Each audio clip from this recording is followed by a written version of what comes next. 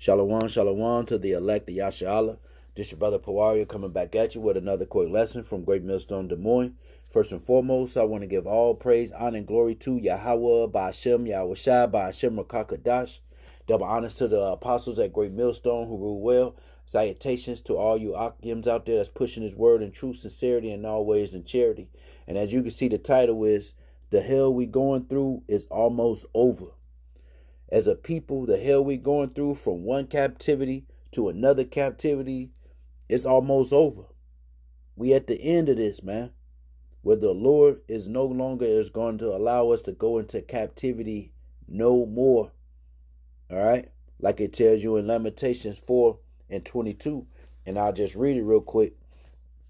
Lamentations 4 and 21, I'll start at 21. It says, "Rejoice and be glad, O daughter of Edom." All right, this is Esau's time to be rejoicing. All right, and that's why you see that this devil is prideful as hell. All right, because this is his this is his kingdom.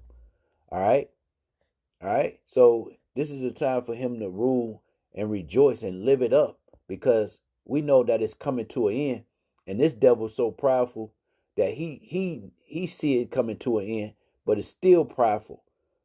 All right. But reading on, it says, "That dwelleth in the land of Uz, the cup also shall pass through unto thee." So that cup of judgment is about to come back unto this devil, man. All right, for all the wickedness that this devil has pushed upon our people, has targeted our people, and put all kinds of hell on us as a people, man. What people do you know where their kids were fed to alligators, or hunned and used as a piata. You know what I'm saying? And the list goes on, man, on the wickedness that this devil has done to us and continue to do unto us. So this devil has to pay for it, man. All right, like it tells you in Deuteronomy 30 and 7. Let's just get it real quick, because that's what we see it happening, man. What goes around comes around, man. This is Deuteronomy 30 and 7. It says, "And the Lord thy power will put all these curses upon thy enemies, and on them that hate thee, which persecuted thee." All right. And we know that all these other nations, they hate us because they ain't us. All right.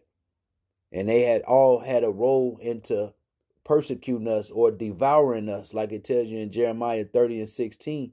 So all those that devoured us is going to be devoured and go into captivity, as the scripture says, man.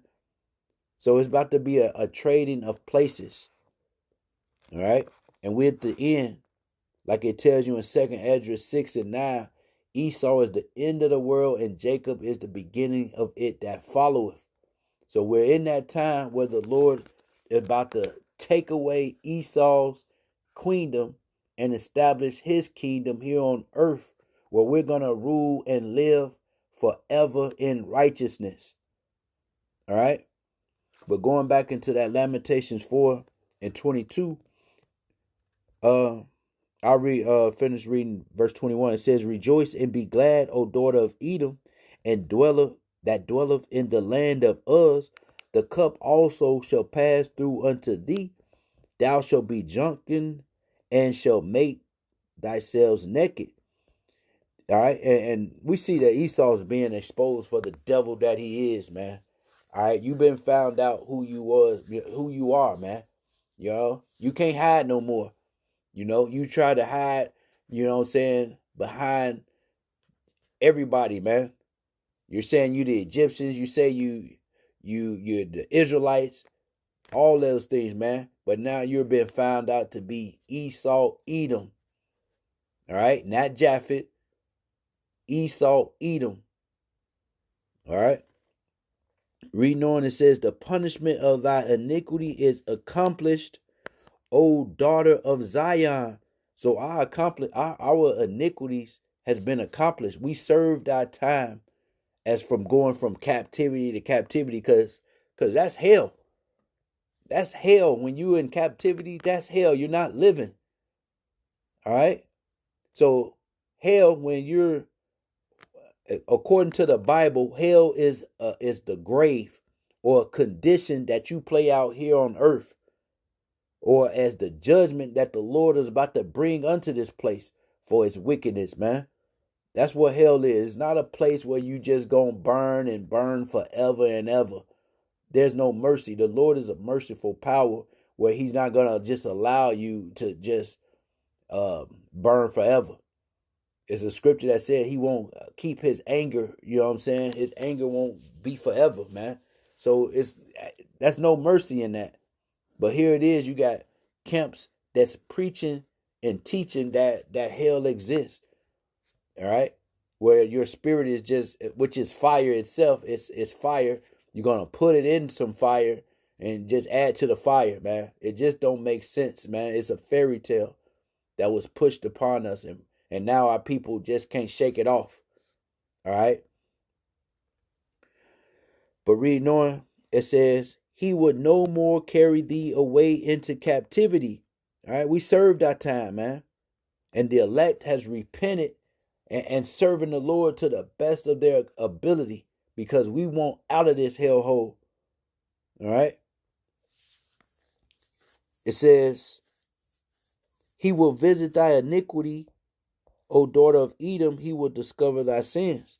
All right. So, hey, this is our last captivity, man. All right. So that's why it's important for us to be giving our all, seeking him, like it tells you in the Apocrypha, in Sirach. Now that we have departed from our power, now returning back, seek him 10 times more. Roughly paraphrasing that scripture, man, in the Apocrypha. All right. So we should be seeking him and giving our all until YAHAWAH BAHASHAM YAHAWASHI, knowing we at the end where the Lord is about to deliver us from the hell that we're in. Because once again, hell is a condition here on earth, or a grave, or once again, the judgment that the Lord is about to be, that's about to bring unto this place, man. And we hope to escape all of those, man. We want to escape all of those things, man, pertaining to hell. All right. That's why it tells you in Isaiah 59:19 that the Lord was going to lift up a standard. All right. And so, and then when you go into that word standard, it's a way of escape. All right. So the Lord has got an escape plan for us that has returned back unto him and serving him and worshiping him in truth and in sincerity. All right. Hey, so we almost out of here, man. All right. The hell we're going through. This is not living, man. Working for Esau is not living. All right. Just to get a paycheck that don't even cover all your bills. All right. Or it covers the bills and then it just leaves you with a little couple of dollars, you know what I'm saying, to have to, you know what I'm saying, you might have to fix your car up, or you might have to, you know what I'm saying. It's just, it's a pocket with holes in it, man, in this place. All right, like it tells you, I believe Haggai 1:6, man. All right. It's like, man, there's no rest in this place. There's no living. The Lord has not created us to live the way we're living like this, man. Where you get, you born, you live, you get old, you work for Esau, and then you die, and then that's just it, the end of life. Nah, the Lord has created us to be immortal and to live and rule as gods, as judges, kings and priests here on earth. Like it tells you in Revelations, I believe Revelations, let's say 5. Let's see real quick.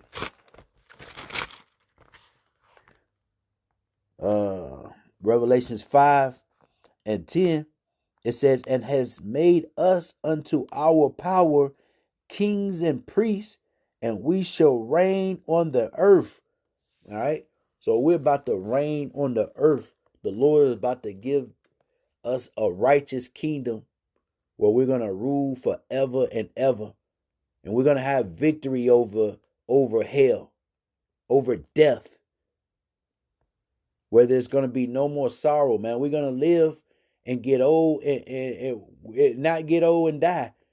We're going to get old and just get better. We're just going to grow better, like fine wine.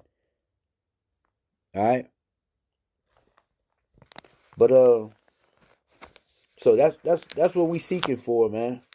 We seeking for that everlasting kingdom. It tells you in Hebrews 13 and 14, here we have no continual city, but we seek one to come. That's what we're seeking after. All right. An everlasting kingdom. All right. But I'm going to give a few examples that you can read about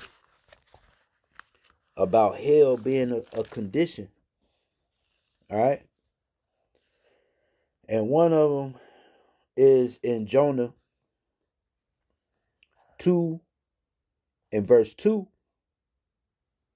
And I'll just start with verse 1. It says, then Jonah prayed unto the Lord his power out of the fish's belly. All right. And when we're in a time of affliction, that's a time to be praying. And so, and we're afflicted every day, man, which means that we should be praying every day, because prayer is a power that the Lord allow us to have through our faith, and giving us spiritual power through our prayers and through our faith and through this wisdom that the Lord has blessed us to have, man, because this wisdom is what's leading us to a kingdom, a righteous, everlasting kingdom. But reading on, it says, and said, I cried by reason of my affliction unto the Lord, and he heard me. Out of the belly of hell cried I, and thou heardest my voice. All right. So is this a hell? All right. The belly of a fish. All right. Nah, it's saying this is a condition that Jonah was in. And it felt like hell, like he was going to die, man. Like, man, I'm in, how the hell I'm going to get up out of this? You know, but it was a condition that he was in, that the Lord cried out, and that Jonah cried out unto the Lord, and the Lord delivered him out of that condition that he was in. All right. And the same with us, man. We're crying out to the Lord, you know, that he get us out of this hell that we're in, this condition and affliction that we're in. All right. Let's get another one. When you read in Matthew's,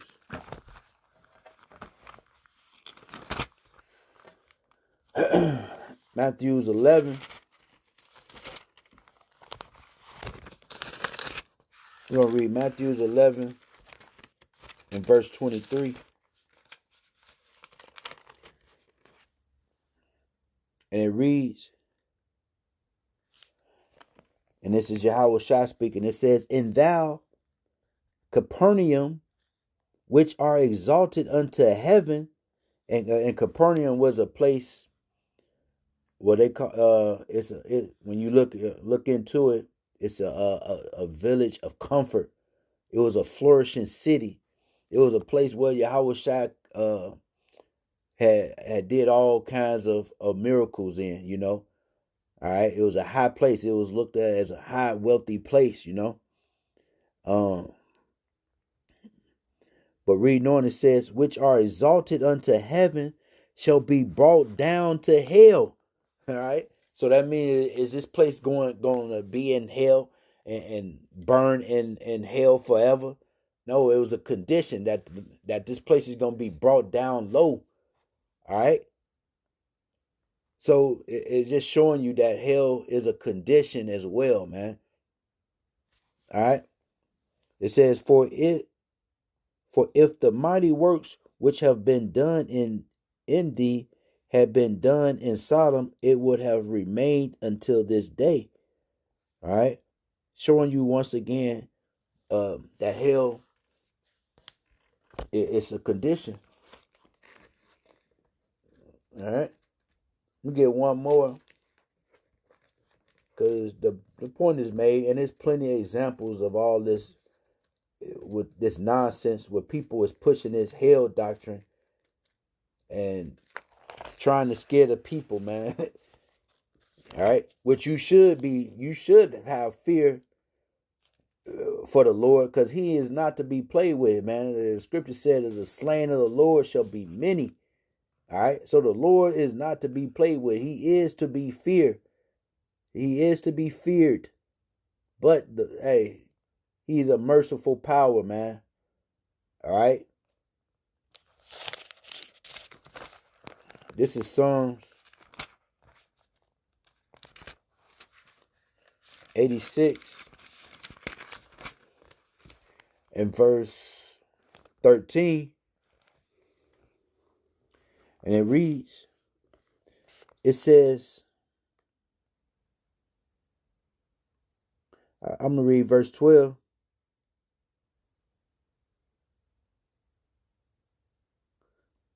I read verse 11. It says, teach me thy way, O Lord.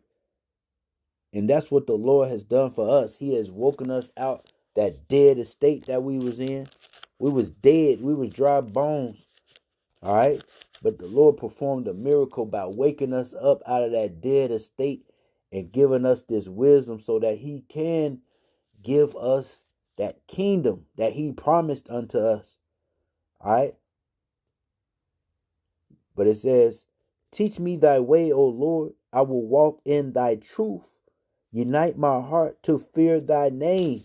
And now we have the true names to call upon, the true names to praise, the true names to fear. All right. It says, I will praise thee, O Lord, my power, with all my heart, and I will glorify thy name forevermore. For great is thy mercy towards me, and thou hast delivered my soul from the lowest hell, meaning a condition. All right. David was going through hell, man.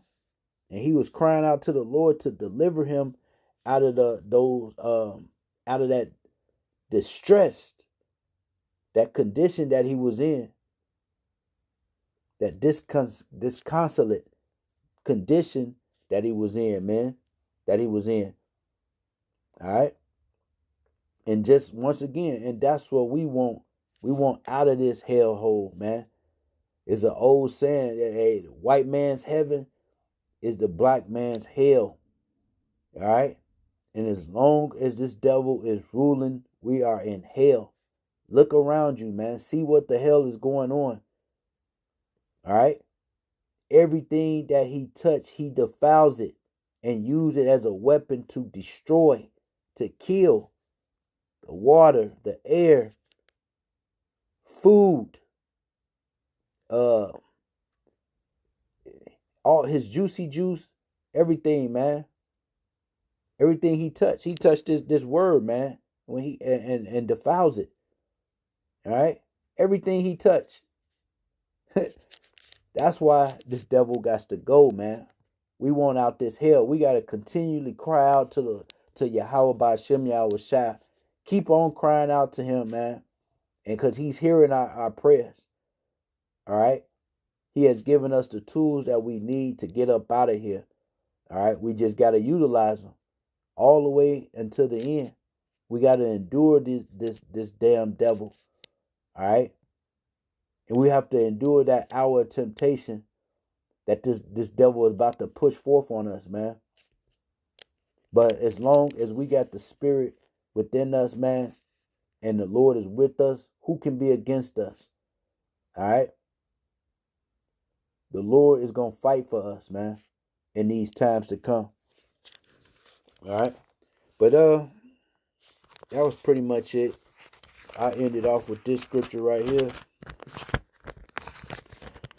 And I wish y'all, man, had my other phone.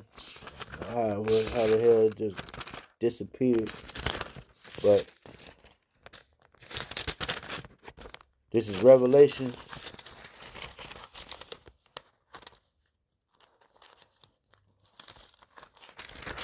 But that's what's about to come to this place, man.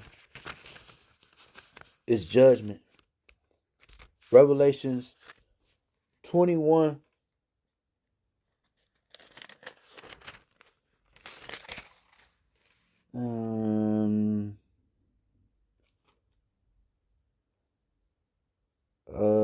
Shit, what was that scripture? This wasn't the one I was looking for. But I'll read this. Revelations 21 and verse 4. It says, "And the Most High Power shall wipe away all tears from their eyes, and there shall be no more death, neither sorrow nor crying, neither shall there be any more pain, for the former things are passed away." All right? That's what the Lord is about to give us, man. All right? No more of these, man. No more pain and suffering. No more death. All right? It says, I'm looking for the one. I thought it was in this chapter. That second death. Let me jump down to verse 8.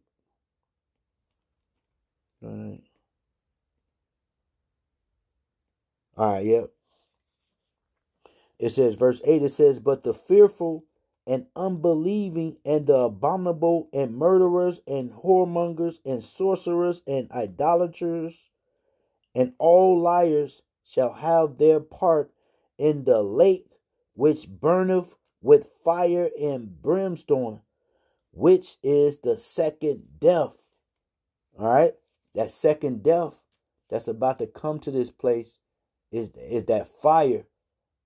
All right? That fire that the Lord is about to bring unto this place. The first time he destroyed the earth with what? Water. This time is going to be with fire. That second death, which we hope to escape when the Lord lift up a standard. All right? But that's pretty much it. Lord willing, this was edifying and exhorting. I want to give all praise, honor, and glory to YAHAWAH, BAHASHAM, YAHAWASHI, BAHASHAM, QADASH. Double honors to the apostles at Great Millstone who rule well. Salutations to all you Akim out there that's pushing his word in true sincerity and always in charity. Barakatham Akim. We almost out this hellhole. Let's keep on pushing and endure to the end. Shalom to you sincere Akim, you sincere Akwath. We almost out this hellhole. Let's keep our faith and endure to the end.